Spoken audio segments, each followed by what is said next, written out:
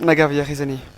جرى ربي فقلت أرى إرجع نما أفريقيا قبل درفي واي أرست دتشاس ورمو تجور قبته نمني مراسني تهجاني أجندة Njole ararge tore kamanu malentenye jimadam nembel ararge dache gota jimab duruma kam gogota numa kamana takantenye akadubrum ganda khaisantenye ololtu di ismal pokorre dubruma fete gala khormi shita ufatte kate jarre jiddu seni ba sigargari Dadammakin saani gicibsa magarsaan qabe nama hiisisa. Raayisitti duundiifne daaniin hidhamuundiifne tabkiifin jiroota daaniin hidhamuu kam goggoota. Numa hokkannaa takkaan ciifne akka tabkiin sun lamuun hin ciniinne.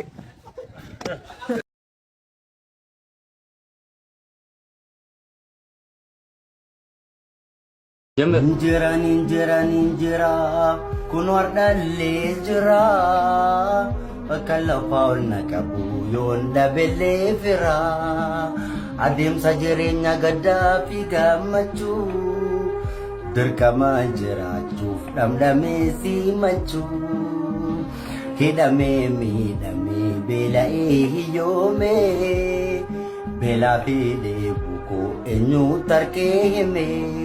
ya boru siar ku fundu tatafata Sebirat wal kita faya fi maratan serba furta mishanin kaba oromon bakana rakade na burmadati akatan serba kana galati swala na mitisa mo warra way malan shal way mala mali oromo wal burmatu kanjal enyu akana burmatan oromon nagargara هيجي قارمو تيجي كم فياجي تاني نجاز نكم أنا ما لجرا ما يكونوا خميلان ديمي ربي شو بكتاعا هرقي راقي ميلان في فني ربي نما جالس شو بكتاعا سامبودا في فني مو أدر أورمو تيجي تيجي نيجي أورمو أبا بيجاتنا بود أورمو تيجي نجا كم تريس فيا بكنا نجراتكم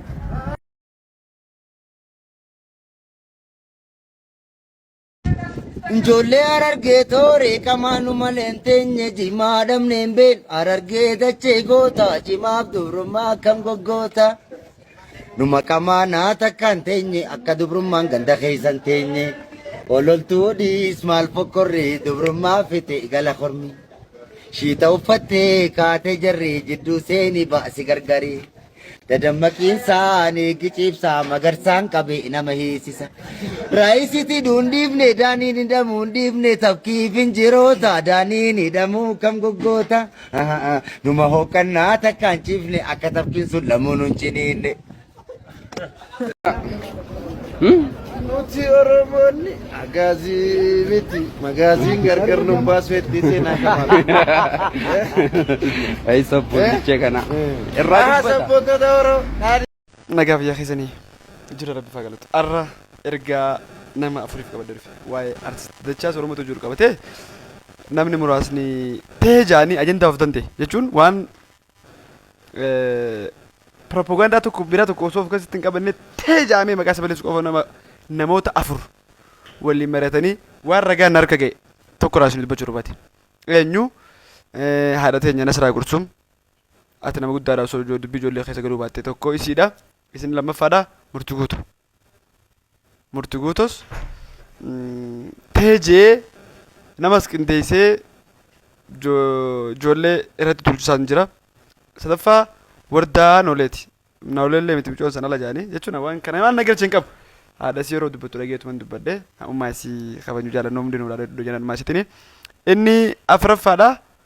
ibsaa mucaa yeroo hedduu akkuma dubartiidha TikTok keessaa waanuma gosa haasa'u ol tokko. Anyway an sun nan galchuu abbaan fedhu waan fedhe jira hojjechuu danda'a namu maali bakka isa fakkaattu jiraata sun nan galchu. Kanaaf Zammaanoo ammas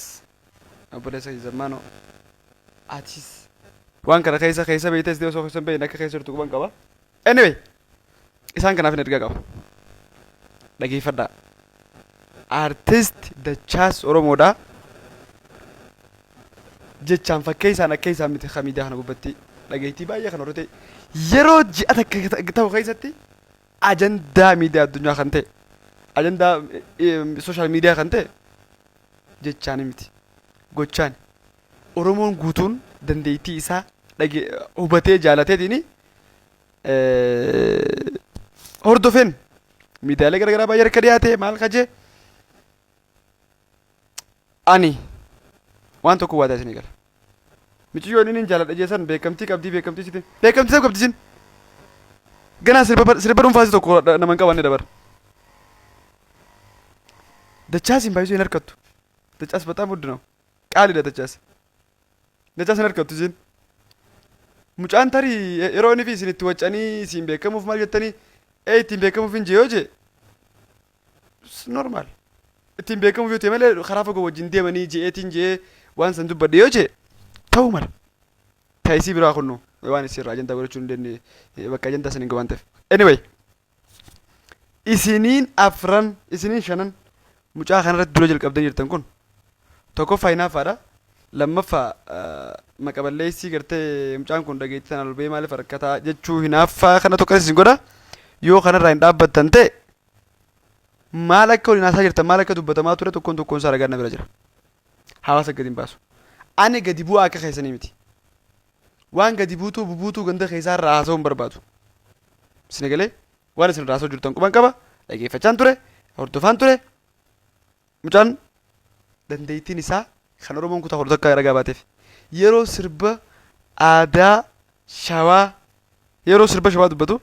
nama shawaa ta'e loqotu shawaatiin yeroo sirba jimmaa irraa dubbatu nama jimmaa ta'e loqotu jimmaatiin yeroo sirba harargee sirbu nama harargee ta'e loqotu harargeetiin yeroo sirba wallaggaa sirbu nama wallaggaa ta'e loqotu wallaggaatiin yeroo sirba ilu kan walloo kan booranaa kan gujii yeroo dubbatu yeroo sirba sikkoof dubbatu dhalataa kutaa sanii ta'e loqodaan everything osoo irraa nafne jechuudha. Jecha nama akkasiiti. Isin immoo miidiyaa kana gubbatti maaliin akka beekamtan tokkoon keessan taagama dhalaalaatiin jirtu miidiyaa gubbaadhaa safuu cabsaa garasiif garana jechaa akka isin waan kanatti dhageettanitti ol baatan winnaaw garuu kan gama dhiiraatiin jirtan arrabsoodhaan waac barabbaruudhaan goda hunda keessanidhaan baalagummaadhaan waan gargaraa keessan nannettanii kaaniin gosoota garasii arrabsuu godhan arrabsuun oromoo walitti buusuudhaan yookaan ammoo nama arrabsuudhaan nama garasii jiru arrabsuudhaan beekamtii koratu ni beekumsi gargari kana sirriitti hubadhaa beekamtii beekumsi gargari oromoo jedhu mana tooni isin dhaammadhu dachaas nama dandeettii addaa qabu dandeettii isaa aartiidhaan inni qabu kun ammoo akka inni ol bee mul'atu hin barbaada aartist Abdii Qophee rabbi rahmataa godhuu fi kaleessa yeroo walaloo yeedaloo qopheessu walaloo fi yeedaloo nama wallaggaatiif yeroo barreessu dhalataa wallaggaatiif barreessa ture kan shawaa yeroo barreessu dhalataa shawaa barreessa ture jimma yeroo ta'u akkasuma kutaalee garagaraa oromiyaa guutuu yeroo ta'u dhalataa kutaa sanii loqoda wajjin osoo wanti tokko namne biseen hojjechaa hin ture dachaa jira nama akkasiiti dandeettisaa haga arganetti kan fuula duraan rabbi beeka haga ammaa kan nuti argine isa san kanaaf dachaas aartii oromoo keessatti aartii jechuun humna guddaa waraanni addunyaatti hin dhaqabne sababni ta'eef